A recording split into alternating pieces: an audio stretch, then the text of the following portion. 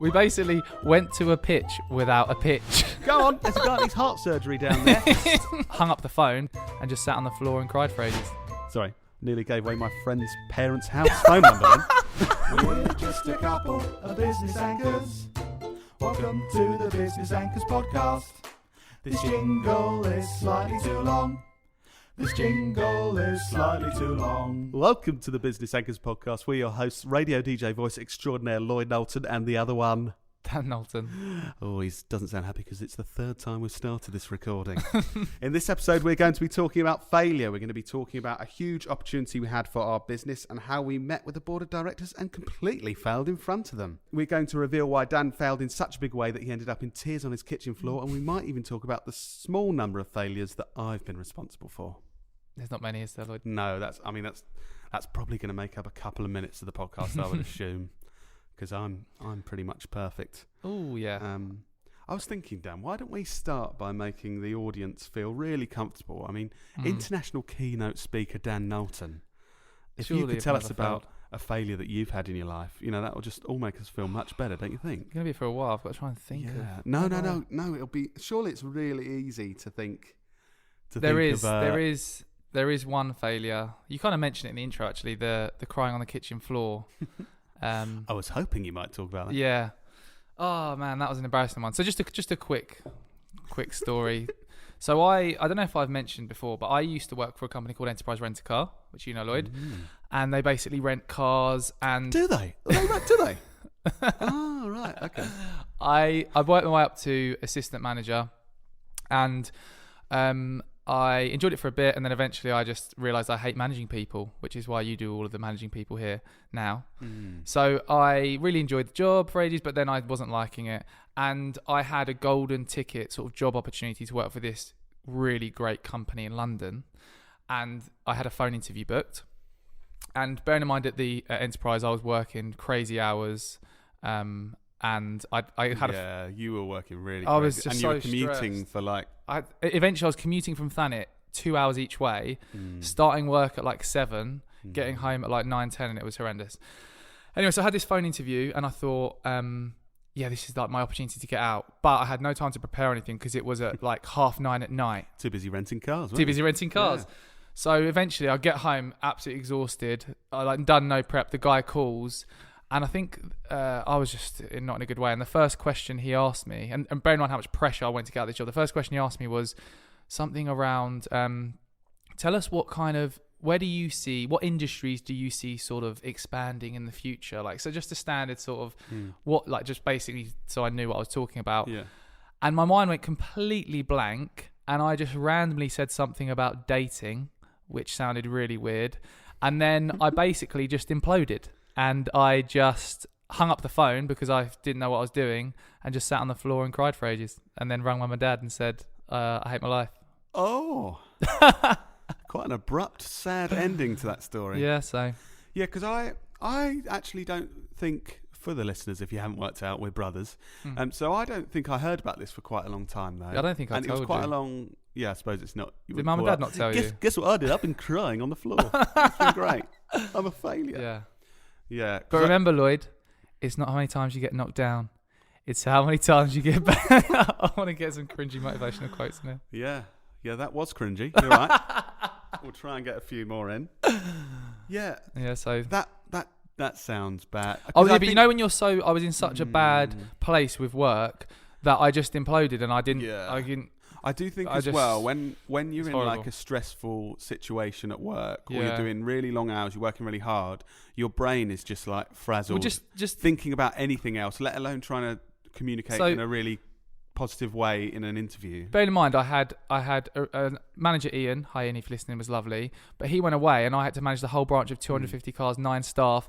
And I'd only just had the job for like a week and I was rubbish at it. And it was all the logistics of... Ian from Enterprise Rent a Car ruined this opportunity for Ian. You. I love you, Ian. He's a lovely manager. Sounds horrible. I actually remember quitting and I felt so horrible. I brought my notice in to say, Ian, I'm really sorry because I've already got I'm quitting. And as I went to hand him my letter of resignation, he went, I'm quitting too. Oh, and then we went nice. like, high five, like, woo, let's leave. Anyway. Yeah, so nice. I just felt it would be good to hear about your failure. Yeah.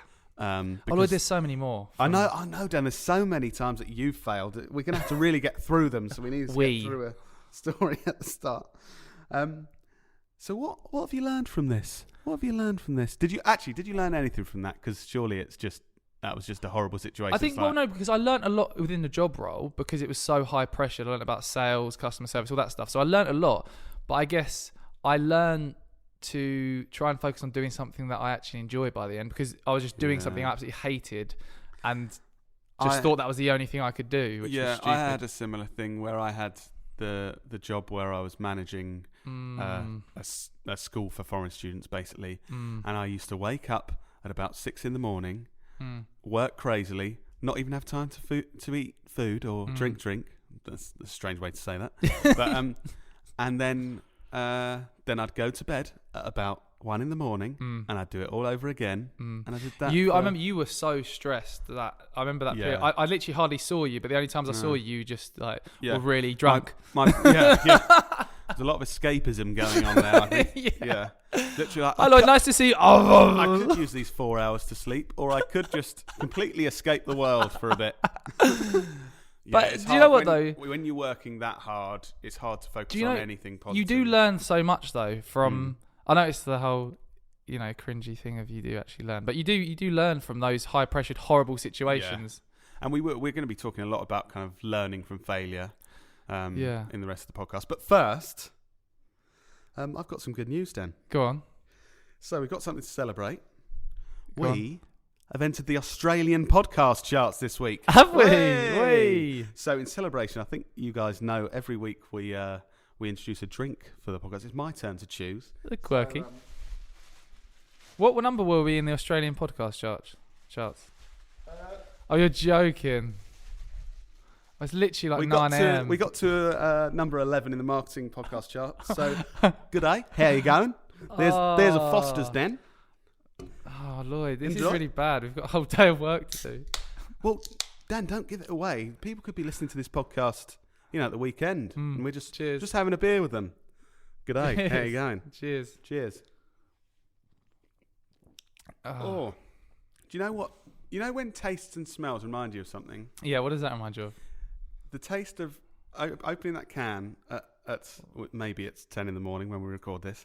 It reminds me of being on a stag do, because it's the only situation where I've turned up early in the morning, getting on a minibus or something to go somewhere, and you get it shoved in front of you. Yeah. Oh, great. Or at an airport when you get a flight. Yes, yeah. It's suddenly acceptable, isn't it? Because time zones and stuff, you just think, it's like evening somewhere, so it's fine.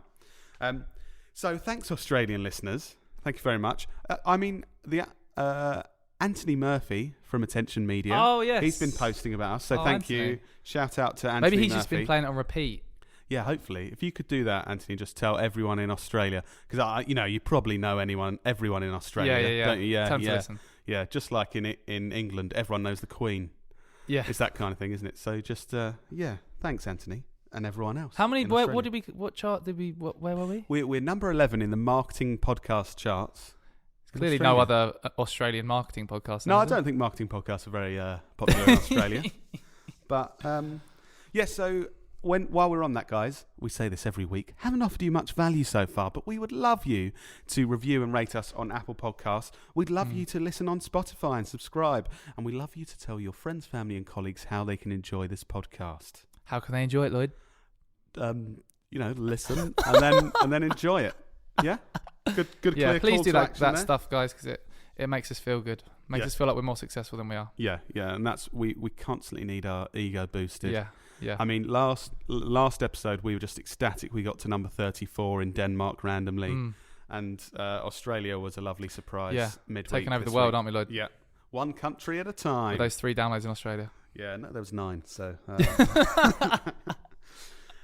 so let's talk about the main thing we're talking about is our biggest failures. We're going to be talking about some of our really big kind of business failures. And we've been going 5 years now, so there's quite a few we can look back on. Yeah, I think there's no way. Some really embarrassing ones when you look back and think, why on earth did we do that? But then I suppose you need to do those weird things to learn, don't you? And also, we all everyone fails every day. In a you make mistakes and you do things you think, oh, that didn't work, but You don't let it But there is this whole culture around not talking about your failures and stuff because it makes you look shit, and then you don't, especially if you run a business, you don't want people to think you look rubbish. And the whole social media kind of thing, like we've spoken about before in the podcast. No one just goes, "Hey, I hate life. Oh, I just spilt coffee on my carpet. great day." They just You wanna appear to, like we mentioned, we talked about success last time. You want to appear successful, don't you? Yeah. Oh, Dan, I fancy another sip of my. Good day. How you going? Oh, that's quite strange to. Yeah, this is weird, Lloyd. I don't know what. Yeah, you've done. Do you know what you've done? You've done that thing because we're going to America tomorrow. You do that thing where there's something exciting happening, and you just don't focus on anything the whole week because you're like a little child at Christmas, and you can't. So you've decided to get beers at 9 a.m. to record a podcast. That is 100% what I've done. I know you so well. Yep. You get so excited you can't focus on I anything. already want to finish work now, and it's in the morning the day before. But I do that thing as well where I get overexcited and my energy's really high. I've got loads of energy. Yeah. But it lasts like 3 hours, and then I just have a slump, and I'm like, crash. Oh, I need to have a nap. But no, I'll try not to do that today. Please Dan. don't. Failures. So we've already spoken about failure and how you can learn from it and stuff. But I think it's quite hard because when you do fail, even if people are saying to you, well, what can you learn from this? This is going to be a positive thing. It never... feels rubbish. Yeah. When does it get to... So you fail. Yeah. So say you're trying to win a client or something. They get back to you and go, no, thanks. That wasn't good at all. That wasn't what we were looking for. You don't immediately go... No.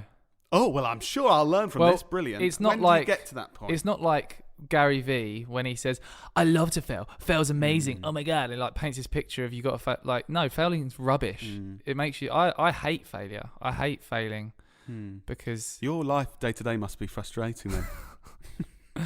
Shut up. But there's a few stories that came to mind. We've obviously both been trying to think of failures and in the business and what we could talk about. Yeah. And one thing really came to my mind that I don't think we've ever spoken about publicly before. You literally mentioned it the other day, and I thought we haven't. That probably happened 4 years ago, and we haven't spoken about it since, have we? Yeah. It's probably that bad. So just to set it up, guys. Like Dan said, it's probably 3 or 4 years ago, so much earlier stage of the business, where we were just kind of getting to grips with things. But we had this opportunity to go for this work that would have been massive, a game changer for the business, basically. You know, the kind of deal that everyone has in their business. There's a value for all of us where you think, oh, wow, if we could get that, you know, for the next 6 months, for the next year or whatever, that would really change the business. Yeah. So obviously really excited about this. So we'd had phone calls with them and that kind of thing. We get in the car. We drove a couple of hours. It was just past Brighton, so a couple of hours to get there. Think, oh, what a great opportunity! We're going to meet these people. We were so excited. Talk about what we can do for them. It's going to be great. And we, like I said, drove 2 hours. Both of us. So took our time out of the business, not doing any paid work, not doing any of the other stuff because we're both committed to this. And at this time, it was just me and Dan working for the business. So we're really into this. And we got there, did all the someone let us through to this room. Went into the boardroom. Big screen and stuff. And then I remember sat down and the lady, one of the board members, sort of said, so where do you want to plug into? Or where do you want to present? And we sort of said, what? Where do you want to plug in for the presentation and the pitch? And we said, oh no, we haven't got any. And I sort of got my iPad. We're in a crap case that I've had, like a first generation iPad. And I was like, oh, well, we can show you some stuff on here, some examples of what we're talking about, but we don't need to plug in anywhere. And at the time, we didn't really kind of get it. We basically went to a pitch without a pitch. Yeah. We didn't. It took a while for it to sink in, but they looked a bit confused, and we were like, "What? We don't need to plug in anything anywhere. What do you mean plug in?" But we kind of naively thought we were going all the way there to chat. Yeah, to chat. Oh, we can tell them about our ideas and stuff. And now, as the business has progressed, knowing how agencies work, you go into a brand like we do now, and you pitch creative ideas based on an objective they've set. And you've got a lovely presentation that you're going to deliver to them. You're going to have a chat informally in between, but it's going to look great. You put loads of effort in. So obviously, that's what they're expecting, and probably what 3 or 4 other business businesses had done for them about half an hour before we got We there. turned up for a chat. And that was, I just remember that feeling. Well, actually, I realised it was a failure much before Dan, because I'm a bit more, You're much more I can self-aware. read people a bit better. So I walked out and I was like, oh man, they were expecting us to pitch them with a really great And I went, presentation. what? And Dan was going, what? What, you don't think they liked it? I was like, no. They were expecting a proper pitch, and we just went in and had a coffee. Like, yeah, we can do good stuff for you if you want. And then it started sinking for Dan on the drive home. And it's like, oh, I didn't get that at all. And he's like, oh yeah, they were saying about plugging stuff in and things. Yeah, and they were they set the room up for a presentation. Do you know what though? It's how like think of all the work we put into that. We didn't put much work, but in terms of the time out of the business and how excited we got, and we literally thought we had that in the bag. The dramatic thing of how rubbish we felt afterwards makes you always remember to not do anything like that again. And then from then on, we've like probably overly prepared for everything because that made us feel so rubbish. Yeah, every meeting you've got with potential clients or anything, and also you make sure you're ultra clear, but on both sides. Yeah, managing What expectations. is this for? So sometimes people do genuinely want to meet you at first for a chat, and it's kind of like, am I going to get on with these people to work with? Yeah. Can they prove to me in a half an hour conversation they kind of know what they're talking about? Yeah. And then the next thing would be a pitch. Yeah. But like you said, now we completely make sure we know. So that failure, we 100%. Well, that's had such a positive impact on our. Yeah. But it did feel so rubbish. Because we would have just kept turning up to meetings with people with certain expectations and us with completely different expectations. So that was interesting. But they went out of business. They were doing really well. They went out of business recently. So probably because they didn't work with us. So that's for them. They should have learnt from it, shouldn't they? Really? They should have learnt from the failure. Don't be bitter, Lloyd. Bitter lager. Hey, Oh, Fosters. wow. G'day. Moving on to switch this on to how rubbish you are, Lloyd. Do you remember that week when you were so shit? Like you must remember that week. I think I even, in my notes of this podcast, I wrote down week of failure. Yeah. Yeah. And it's hard not to. But it was literally you being so rubbish the whole week. And yeah. I remember, I think the first big thing was I got 500 business cards printed with a spelling mistake. So they arrived on the email address. Yeah. Yeah. The most important part. So, how are people going to contact us if they are interested? I'll email them. Nope, they're never going to get that. So how many opportunities did we lose there? But yeah, so I did that, and obviously you've paid whatever for it, and it's more the annoyance of why have I done that? Like I like to think I'm an intelligent person. That's stupid. Questionable. And then it was like a couple of days after that, was walking up. This was when Did you lob a cup of coffee over the wall or we were something? still working in like the spare room of our parents' house when we were starting out. I just heard a groan from down the stairs. I was already in a bad mood, the wall thinking I'm a failure, and then I just threw a cup of coffee up a cream carpet of the staircase. I was like, great, I'm really busy. I've already failed at loads of things this week, and now I'm going to spend 2 hours trying to clean a carpet. And there was definitely more stuff. I think you failed to communicate with clients over some projects or something, and they were just waiting for stuff. We got and a couple of emails from people like, why haven't you told us what's going on? I'm like, Lloyd, what are you doing? And we literally had a few conversations like, Lloyd, just stop being so rubbish. Yeah. Why are you? Yeah. I don't know do you know what went on that week or? I have no idea. Yeah. I think because we were talking about, what did you learn from these failures, and we improved. I think it's times like those when it's tough. It's really tough to think, what can I learn from this? At that point, you're just like, come on.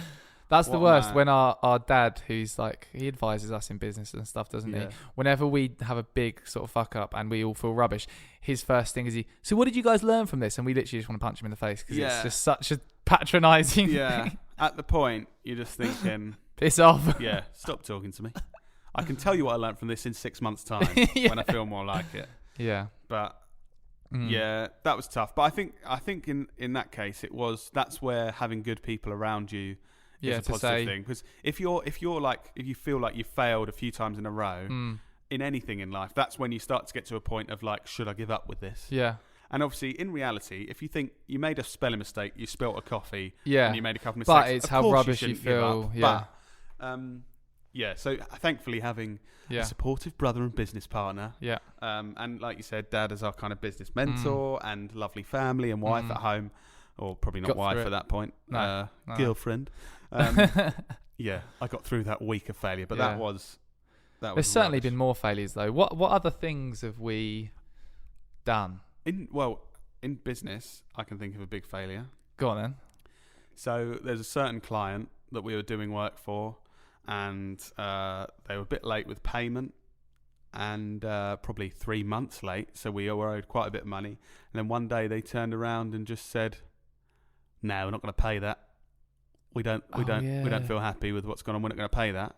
And so although at the time, at first, it's a bit like, what are they doing? But in reality, looking back, that was a failure of communication. It was a failure of managing our finances in the business and stuff. Yeah. And thankfully, in the end, we went and met. We did what we needed to do. We know that we delivered them. So we went and met with the evidence, didn't we? Yeah. And we went through it, and then they went, "Oh, you did do what you said you were going to do. We just hadn't." After probably 3 hours of conversation, it was a revelation in their mind.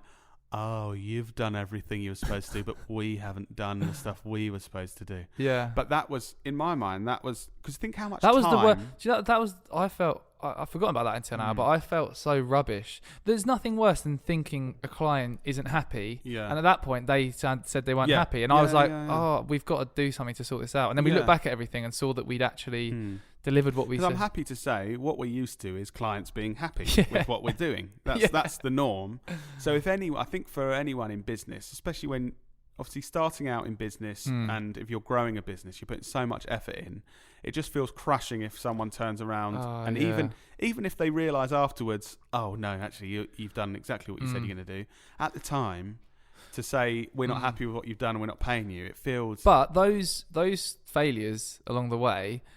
I guess like if you didn't not meet client expectations sometimes or clients weren't happy sometimes, those learning points wouldn't help you improve. Surely you need to have a slight mismatch in expectations sometimes to then think, oh, maybe we should have communicated this then and done this, that, and then the next time you're like, right, you know? Yeah. And another thing, that just made me think of another thing with failures or processes we didn't do very well is our whole payment terms. I think this would be quite interesting. You know, we started what we used to do with our payment terms was I think we had 30 days payment terms, and you basically deliver work even if it's the first of the month, and then you send an invoice. We used to send an invoice at the end of the month. Yeah, on the 30th and then so then like month, basically up to sometimes 60 days we wouldn't be getting paid. When really, or more than that, was it? 60 days after we delivered the work was when we were due to be paid. Yeah. And then people don't pay some on time. clients were 30 days late, so it was 90. And for a small business, and obviously those kind of failures along the way, 100% have helped our business. Now we've got... Because now what do we do, Lloyd? You're the man that now heads this up. We had a lot of thought about this, and we actually now, I think fairly unusually, we now have 15-day payment terms, and thought we'd get a bit of a backlash of 15 days. That's not... And no, everyone just does that. Some people actually want to just have an invoice sent to them when it's done so they can get it. So that means when we do work, we're getting paid much quicker. And we send the invoice straight after we've delivered what the client is expecting. Yeah, The work. As soon as they're happy with it being completed, we send it rather than going, oh, it's completed on the 4th. We're going to send all our invoices out. That's made a huge difference for cash flow, hasn't it, for us? And just actually having a process of chasing payment. So we're all failures sometimes, and some people fail to pay on time. But we all need a little reminder. So just simple things like, on the day that it's due, if we haven't received the money yet, sending a message saying, oh, just to remind you, we're due payment today. And that email might mean that you get paid 3 days late rather than 30 days late. And also the tip you said to me about saying, because, you know, cheers, have another sip. Cheers, of Foster's. good day. Cheers.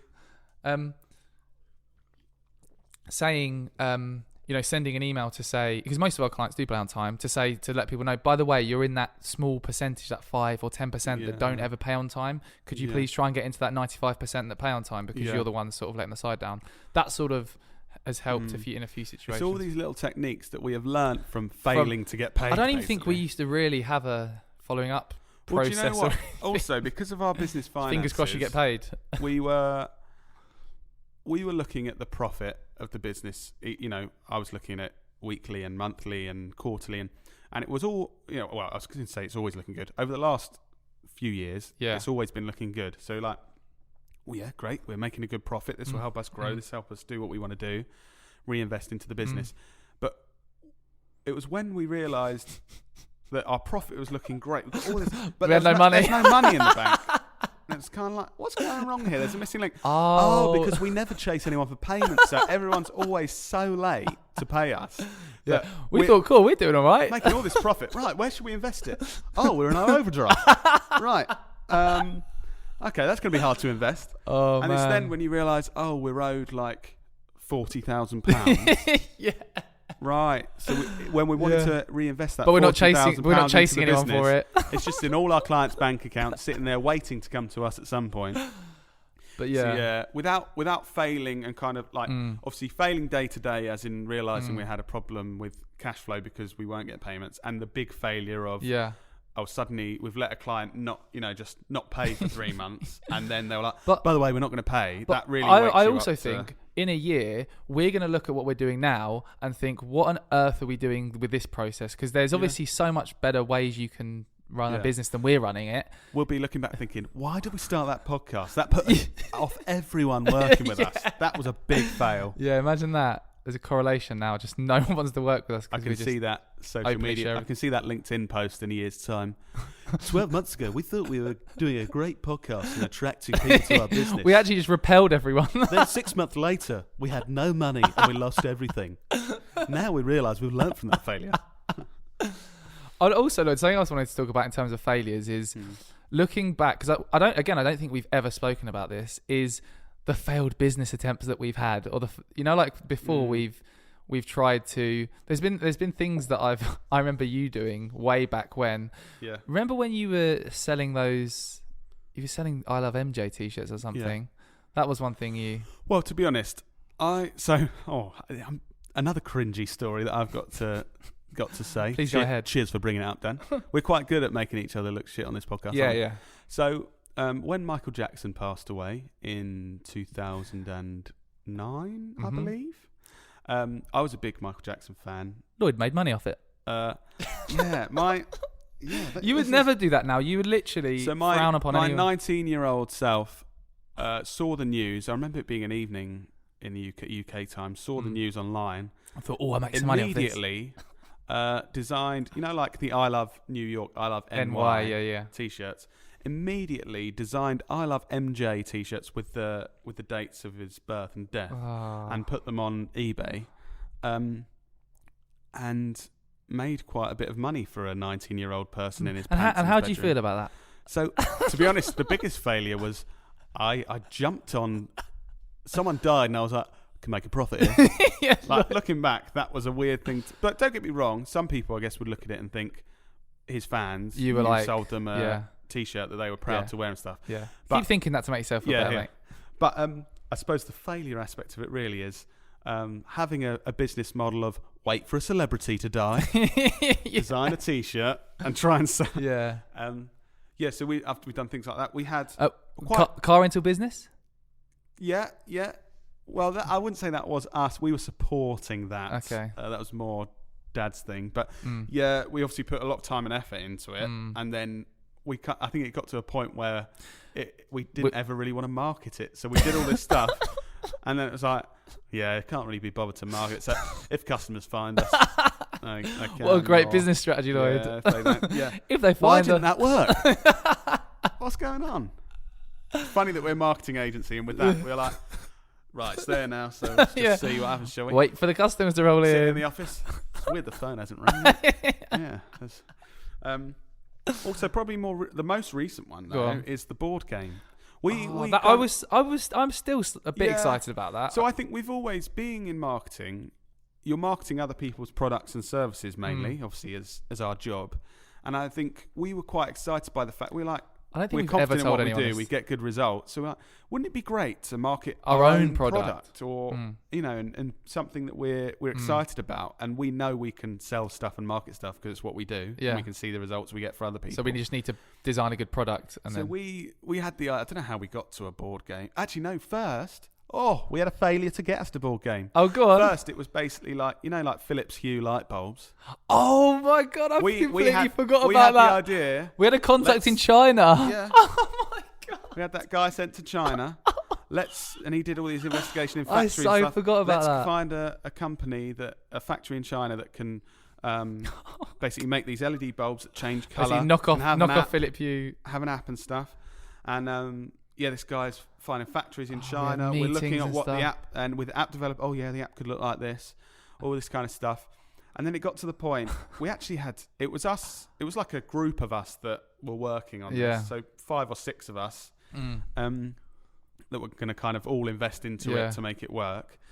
And then it got to the point where we're like, so price point, what could we, looking at it, we're like, so we could sell it for more than the best product on the market.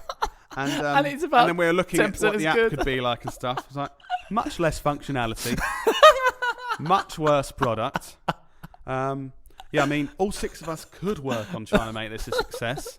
But That's good that we didn't continue that. I'm so glad that we realised we A at shitter that product that's more point, expensive. we predicted a failure, which helped us get into the next thing. So that's where we started. Oh yeah, then Then it was like, right, we're still passionate about this marketing Yeah. our product. So for some reason we got into board games. Yeah. I think. we bought a load of board games. Oh yeah, Do you remember? that was fun. That was actually, fun. The research was really fun. Market research was Yeah. good. Yeah, because I think it was the time when there were a few games that seemed to be, because it used to be the big dogs that you just go to like Woolworths or Tesco's and you buy a board. That's where you buy these board games from these big brands. And then I think with the way the internet works, there seemed to be on social media. Oh, do you know what it was? I think it was that. Do you remember that mouth game where you have to say stuff and it went viral? And there was you had to be like, the cream. You put cream on this thing and wind it, and it slaps you in the face. And we were seeing these videos getting like hundreds of millions of views on Facebook, and we were like, we could literally create a board game, and we know how to market like they are. So we've been talking about this for a while now, getting on to why it's failed, because we spent loads of time on it, and then one day we just forgot about it. That's the end. I don't know. I don't know what. Yeah. I guess that's a failure of focus. It's like we Getting all invested excited this and time, all excited. Then the excitement kind of died down. When we stopped playing board games, that's to do some real work. I just want to put this out there as well, just so we've got this on record. We are going to develop a wicked product and market it and sell shitloads of them at some point in our lives. Yeah, I genuinely think we will. Will it be a light bulb? Will it be a board game? I hope not. I think the board games. I think we're creative enough to create. Create a good board game and market it well. Yeah. There was something else. So sorry, I just want to move on to something different, Lloyd. That's just a big thing, a big mistake that we used to make as a business. That if you're a business that is a service-based business and you send out proposals or like action plans where someone says, hey, I want you to help me with this thing, you then put a proposal together saying, this is what we can do, this is how much it is, and you send it to them, and then they say yes or no, we want to work with you, or we don't want to work with you. So what we used to do, our process of what we used to do when they said they don't want to work with you, what we used to do is we realized that a lot of people just weren't wanting to work with us, but like our conversion rate was not very good. And what we did used to do was, someone would say they're interested, we'd go and meet them, we'd find out what they wanted to achieve, we'd go away, we'd spend, I remember spending like days writing these proposals that are about 30 pages long. Yeah. And then I'd send them an email saying, there you go, and then just wait for them to get back to They used to include a lot of waffle about, this will be really good for your business because all this good stuff, and this will be really good. Yeah. Like, are you just trying to extend that to make it look And then one day, listen to Jason Swank's podcast. I think it's called Agency Masterclass or something. Really great podcast if you've got an agency or a marketing company. Probably the second best one you can listen to. Yeah, probably the second best podcast you can listen to. And then he gave a bit of advice. Someone he interviewed said, what you need to do is in that first meeting, when you're talking through their objectives and you're saying, hey, I'm going to go away and write a proposal or a pitch or action plan, you then need to arrange a date to meet again in that meeting to go through that with them. So you've got that second, so you know that there's no way they're getting out of it, and you can actually sit down with them and go through it line by line. And then if they've got objections, if they're thinking, that doesn't quite look right, you can overcome them whilst you're there with them, rather than them reading something and thinking, it doesn't look quite right, I've got a question, sod it, gets lost in there. So that's one huge, that's made such a big impact for us, hasn't it? And that was, so we were failing actually winning business. We were like doing all this work. Yeah, a marketing company failed winning business. Takes a lot of time to do, and then the amount we were converting just wasn't good enough, was it? Yeah. But that revelation, and I think I've realised it when we're buying other people's services now. I've noticed some people respond to you and you never hear from them again. And it's very easy to forget about them. We had this recently with someone who was looking to do some video editing while we were away in USA. And they responded really interesting stuff, but then they never got back to me, and I kind of looked at it a couple of days ago and thought maybe if they did, we would have considered using them in the future. But just kind of, there's lots going on in your life, and you that kind of goes down the line of priorities. The importance of processes. Yeah. You like when we started, we had no processes. Our processes, we come to work and just think of what to do to run up a good business. Try and be busy to do good business stuff. Yeah. Go to loads of networking, like we spoke about in episode 1 of the Business Anchors podcast. But no, and then once over time you start to learn, oh, that's not really working. Oh, that's not working.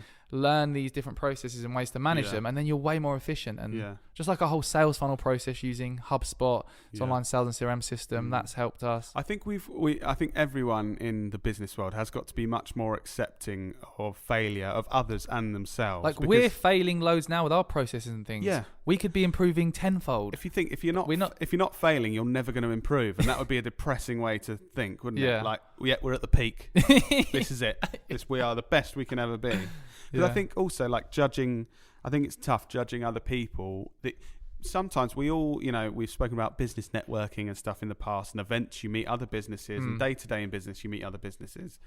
And I think sometimes you can be quite judgmental, thinking like if someone says about their business, you can walk away and kind of be like, well, that's not going to work. Yeah. Almost like that sounds like a failure. Yeah. That won't. And I think when I was thinking about this podcast, it's like Google, Apple, and Amazon at one point were all working out of a garage. The sort of guy you might meet at a networking meeting. Yeah, I'm building this online thing where people communicate. Yeah, all right, mate, get back in your cave. Yeah, exactly. Like you would be judging them as a failure. This Amazon guy comes up to you. Yeah, I'm selling books on this new thing called the internet. Oh, where's your office? Just in my garage. Yeah. Like, all right, I've just got to get a coffee, mate. All right, cheers. And now he's the richest guy in the world. I think we all have got to change the way we kind of judge people, and sometimes you jump to conclusions and think things will be failures. And devil's advocate, saying that, there is some of my friends in the past have sort of said to me, I've got this app idea, I've got the best idea ever, an app which is like Uber but it's for plants, and they're like well excited about it, and no, that's a made up. Uber for plants. No, but you know what I mean. Everyone's so many plants on the street out there trying to get taxis. Everyone's got an Uber. You see the oak trees lined up along the side of the road. They've been waiting there for years. Bushes overgrown because they've been there waiting for their Ubers. You know what I mean? Like I don't. Like an Airbnb, where a company that doesn't own any of the things it rents out or sells, but it creates a network or a platform for people to do that. Yeah. Okay. And then you, from our experience over the last 5 years of failing all of these different businesses, and I feel like I've got a fairly good understanding of the work that needs to go in, even to the best idea in the world, to even make it feasible. Yeah.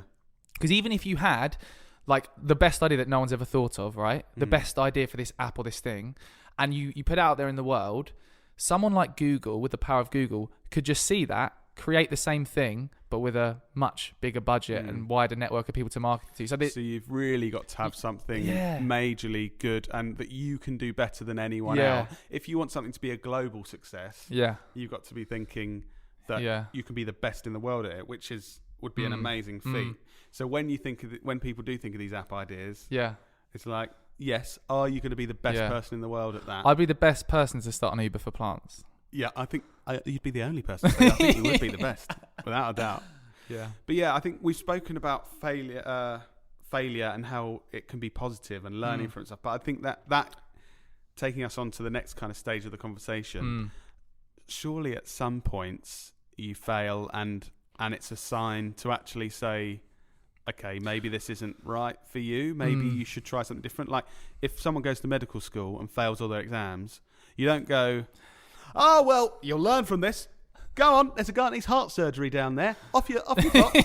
Hopefully you've learned from that failure. Like there's a reason that sometimes failure is... And I think something that our society's done now is glamorized failure. Like for example, like the Oprah Winfrey story of she didn't get into her first drama school, Yeah. and now Michael Jordan didn't get into his first. Yeah. Steven Spielberg And got everything turned we've down. been talking about so far, where we're like, we failed at this. And then we've been glamorizing it up until we now. got up again and we got Yeah. to a better place, because that's what everyone talks about, isn't it? We've been glamorized. Yeah, exactly. We've been glamorized up until now. But you're right. There's a point where you can't just have the mentality, you get knocked out, you keep getting back up, sort of thing. But how do you make that judgment? Well, there's something that James Sinclair, hi James if you're listening, who's a really great businessman. Business broadcast British podcast, Broadcast if you wanna Podcast. Go and another listen to podcast. it. He's a great guy. But I remember I've learned so much from him. I remember watching one of his podcasts, and we met him and did a podcast with him on his podcast.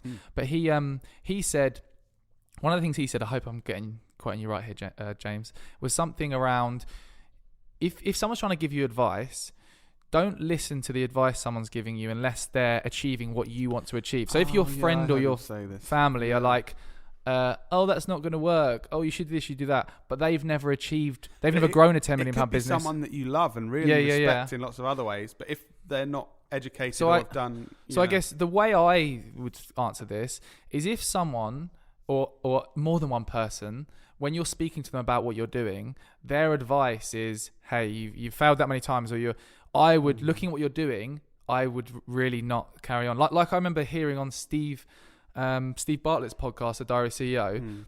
Again, great podcast. You should listen to him. He talked through a story of. So it's funny because he always gives advice to everyone and says, only have a plan A. Because you don't. If you fail, you keep going. And then this guy who met him and had this idea to create a backpack with like a shiny strip on the back, which obviously is a bit of a rubbish idea. But this guy was so adamant. He's like, I'm going to build the biggest backpack company in the world. And he was rephrasing all of these motivational lines that Steve Bartlett has said to his. And then Steve's there like, I know you're kind of doing what I've said, but that's really not going to work, mate. And he knew he didn't have the business skills, the communication skills just from meeting him. Yeah. But the guy's there like, no, Steve, I'm not going to listen to you. I'm going to do what you say. Yeah. It's like, so I think what it comes down to, the lack of self-awareness is the biggest issue. That's the huge issue. So yeah, that's true. If you fail and you're aware, I failed because, I made these mistakes. But actually, this is what I can do to rectify that, and I know I've got the skills, or I can learn to do that. Whereas if you're not aware of what's the reason and why you're failing, and if you just think I've got to get up and do it again because I can do this, I think that's where it's tough. And I think it's hard. Some people have more self-awareness than others, and I don't know how you can get to a better level of that. I think another element to that is if you're learning the right things from that failure as well. If you're failing and then not taking any of you failed and learned and then done something better the next time, that's a key sign that you're really not. If you're just doing the same thing, I've got to get up again. Oh, I'm not going to fail. I only have a plan A. I'm going to do it again. Yeah. And not changing anything. Like there's a graphic designer that I've seen online a lot, and he has been promoting this graphic design business for years. Never met the guy, but I see his posts all the time, and obviously from his posts online I can see terrible graphic designer. Is that just, that's subjective though? Is that just your... Definitely not subjective. No. 100%. How sure are you? I could show 100 people and 100 people would say that guy's not a designer. Manan could have done better. So, and I feel bad for that kind of person though. Yeah, but you can feel bad for them. But it'll be much worse, surely, to be looking at their stuff going, oh, great job, mate, keep it going. Yeah. But I think in reality, probably the people in that person's life, or they're just not listening to the people, are just saying, yeah, keep going. Or he's saying to himself, I've got to keep going. But in reality, outsiders can clearly see this isn't for you, because this isn't your skill set. This isn't what you're going to be successful in. Yeah, you kind of hope that the thing I mentioned about learning from your failures, you'd kind of hope that person would have done a job for a client, and because they're not that great, the client would have said, oh, that's definitely not what I was expecting. And then they'd think, oh, I've really mismatched the expectations. I'll learn from that. Like I wanted to look at studies before this podcast to see if there was actually a relationship between failing and people who fail actually are more successful. There's loads of studies on the internet that relate failure early on in life to actually being successful in the end of life. But there was this really interesting study from Northwestern University, and they found that the way that you learn from your mistakes actually makes a bigger impact on how successful you are. Then it's not so much just failing, because they did a study comparing different people that failed, and some of them did do well, some of them didn't. But it was the lessons learnt throughout those failures to see how much of a that one step further they got each time from learning. So I guess when you're failing, it's not you could fail and put your head in the sand and think, I've failed, right, I'm just going to keep trying. Yeah. Or you fail, you reflect, analyze it. You reflect on why did I fail, what can I do, and learn. I suppose that's what we were talking about in the first half of this podcast. Yeah. In the how it's a positive thing, where we've made, we spoke about all the stuff that we've made mistakes in, and then we've spoken about the changes we've made to what we do now. Yeah. If we didn't make those changes, we'd still be failing those I think things. it's an emotional thing as well, because the things that you remember... I'm feeling pretty emotional right now. No, it's when your emotions are triggered, because the things that you remember, when you make a mistake, like we mentioned before, and you feel so rubbish. Yeah. Like I remember when I worked at Enterprise, and one of my first days, I was driving a van, and I swung it round and carved the whole side of the van open, and my manager... he didn't shout at me, but he was seething, and I literally felt like I wanted to cry inside. I'm not angry, I'm just disappointed. Not you, Lloyd. And then from that, every time I drove a van, I literally was so careful, because you need that emotional trigger to then remember that kind of trauma of you thinking, oh man, I don't want to turn up to this pitch without a pitch like we did. Or And it's that, I think that emotional thing is on both sides. So we're talking about failure, and so when you make mistakes and it feels like that, you learn not to do that again. It's the same thing the other side. If you put loads of effort into something, work really hard, and then you get the reward from it, that's like the other end of the scale. Emotionally, you feel like that is amazing. Like you speaking on stage when you've been building up the size of the audiences you've spoken to and that kind of thing, and being paid more to speak. I think it's always, you take the step up, and then when you do it, you think that was worth the effort. I need to do more of what I'm doing. Like one lesson I've learnt from speaking on stage is, from all the different talks I've done, some of them I've prepared more for, some of them I haven't. And I've had a couple where I haven't prepared enough, and I've sort of fluffed it up a bit and felt absolutely rubbish because I didn't think I delivered. And other ones where I've really prepared X amount, and I now know that I need to prepare for that much, and it's a lot of preparation to feel and to deliver what I want to deliver. So I know that emotional feeling of my worst thing ever would to be being on stage and people thinking, oh, he's rubbish. He doesn't know what he's talking about. He hasn't practiced enough. Or hundreds or thousands of people looking at you thinking, he's all right. It's pretty rubbish. That is my really makes me feel horrible and to my core if I feel that. And I can tell. So when you go off gallivanting around the world speaking about marketing, and I'm just in the office doing all the hard work in your pants. When you well, not when the rest of the team are working. I hope not. When you call me, I can completely tell. So the majority of the time you call me and you sound like on top of the world and excited, because I think it's that feeling of, I've put all this effort like into the one this thing. In Romania. Yeah, I've come off stage and you can tell on the phone you are buzzing. You're like at that, that euphoria of this has worked, and that's the side of things. Your brain going, do this more. This feels great. But I've also called you, or you've been there and you've said, how'd that go? And I've been like, I'm really not happy. And you can tell I'd say it is hours afterwards. I feel you're rubbish. Reflecting, and it's that process we're talking about with your emotions of thinking, I never want to feel like this again. So what am I going to do next time? And I've seen with your preparation, moving forward with your preparation, you do so much preparation now to make sure when you're speaking. Do so much preparation so that it looks like I haven't prepared. As well, because what you don't want to do is be reading, and that's what makes me feel better, when you can just every slide and you're just talking and you're buzzing to do it. I think that's hard, and why people fail sometimes as well, because, for example, I know we're on this random example of you speaking at events, but when people see people make it look easy, I think they need to put less effort in. They go up, and obviously they're rubbish because they haven't put effort in. They fail, and then it's kind of like, why did I fail? They just go up and make it look so easy, but it's the work. They've done it 1,000 times. Yeah. Okay. Cool. So failing sometimes is a good thing. Sometimes is bad, and you should stop being a graphic designer. In summary, great lessons learnt from the podcast. Yeah.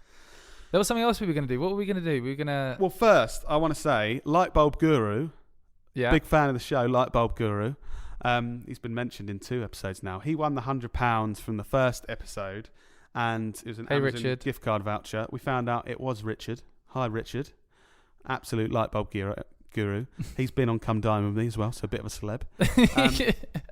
And he very kindly said that he'd like us to donate the £100 to the Charity. Thanet Winter Shelter, the charity that I work with. Do you work with charity, Lloyd? Yeah. Oh, did I get that in another episode? Yeah, I'm such a nice guy. Just have a look on his Facebook profile if you want to see pictures of him. Yeah, very funny. So yeah, just want to say massive thank you, Richard. That's going to be hugely appreciated. Or should I call you Light Bulb Guru? And we'll put a link somewhere if anyone else wants to donate anything. We're helping lots of homeless people, and it's a good cause. So yeah, do that. That'd be lovely. Thanks, but thanks, Richard. Light That Bulb is really Guru. kind of you. Yeah, that's lovely. So to finish this off, I'm excited by this. I'm excited by I this. thought so. Previously, we've done Business Anchor of the Week, where me or Dan have kind of said to each other, "This is why you are an anchor," and had a bit of a rant about things we've done. We thought we'd have like a speed round of failure. So me and Dan are going to take it in turns to fire each other's failures at each other. This is going to be brutal. This is going to be really positive. And I guess whoever runs out of failures to fire at the other one next is a failure. Oh god, this is great. So are they a failure or are they not a failure because they've got less failures themselves? So much failure in this room. So are we just going to go back and forth? Yeah. So who wants to start? I'll start. Ready? Should there be some kind of timer on this, or we're just going to go? Just imagine there's like the countdown timer. Yeah. Just listeners, just imagine that. We might edit it on. We might fail to remember to edit that sound on. Who knows? Okay. Ready? Yes. I'm just referring to my list here. This is the long list. So, ready? That time you accidentally ate a real meat Whopper instead of their new vegan one. You went to a pitch without a pitch. The time you paid for your family trip to Howlett's on the company card and said you did it by accident. You never plan enough time for anything you ever need to do. The 1 out of 5 days a week you are late for work and set a bad example for the rest of the team. Oh, truth hurts. You forget stuff 30 seconds after you've been reminded.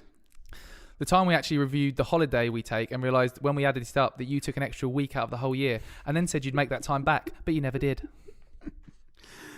You can't say these failures without sounding like you're reading them from a piece of paper. Failure.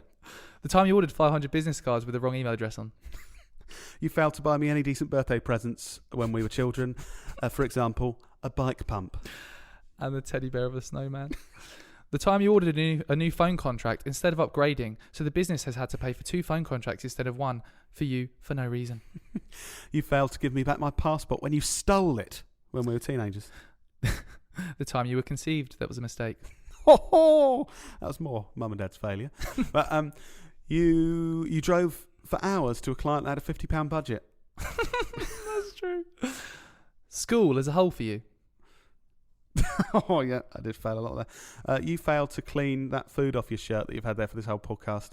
You failed to realise that was a joke and you looked at your t-shirt.